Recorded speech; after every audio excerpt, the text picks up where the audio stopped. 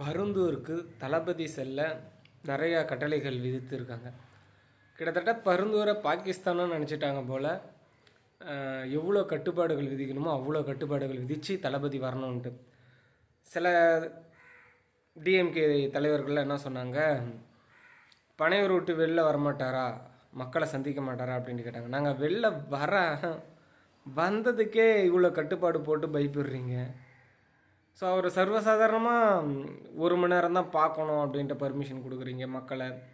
ஒரு சின்ன மண்டபத்தை கொடுத்து அதுக்குள்ளே இருக்கிறவங்கள தான் பார்க்கணுன்றீங்க.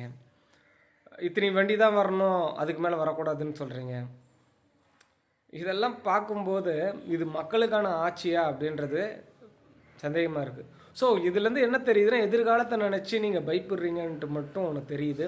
ஸோ பயப்படாமல் இருந்தால் யார் என்ன பண்ணாலும் ஆட்சி நல்லா ஆச்சுன்னு சொல்லிட்டு நீங்கள் இருந்திருக்கலாமே. இல்லையே அப்படி. ஸோ பார்ப்போம் 2020